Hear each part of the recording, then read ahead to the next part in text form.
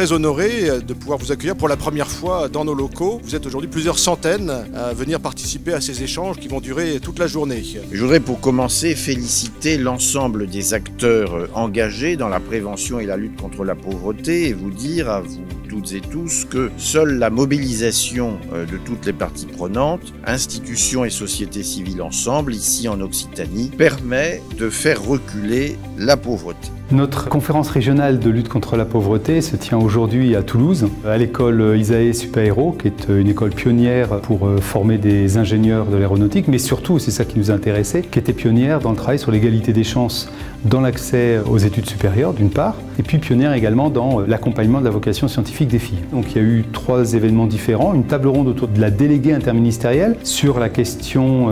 bilan et perspective de la stratégie, et puis deuxièmement, il y a eu des ateliers à la journée avec 3 séquences, une séquence avec un universitaire pour cadrer le sujet, une séquence plutôt avec des exemples d'actions, de bonnes pratiques permettant de découvrir des manières de travailler sur le sujet lui-même, et puis surtout une séquence un peu nouvelle là, autour des avis et recommandations formulés par les acteurs de terrain au commissaire. Puis donc un 3e ensemble d'actions qui sont des ateliers dits à la carte, c'est-à-dire en fait où les gens ont pu picorer pour aller parler d'aide alimentaire, pour parler de la boussole des jeunes, qui est un accès aux droits des jeunes, en fonction de leur centre d'intérêt. Les thèmes des ateliers étaient tout à fait adaptés à l'actualité, par exemple sur la précarité étudiante ou sur les enfants, sont des thèmes qui parlent à tout le monde et puis qui sont vraiment au cœur des préoccupations actuelles avec l'inflation, avec tous les questionnements sur la crise écologique. Donc c'était sans doute un bon moment aussi pour faire cette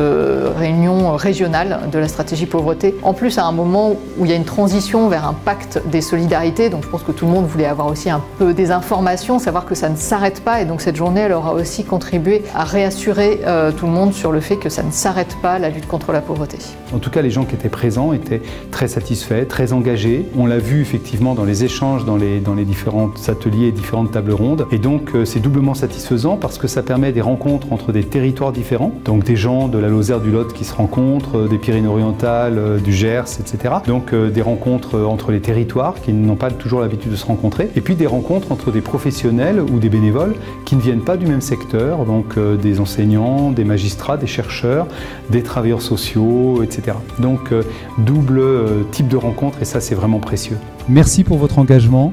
Merci pour votre mobilisation. Au nom de toutes les personnes au service desquelles nous sommes, qui sont parfois nos voisins, parfois notre famille, en tout cas des gens qui nous tiennent à cœur et sans lesquels on ne peut pas faire société. Merci.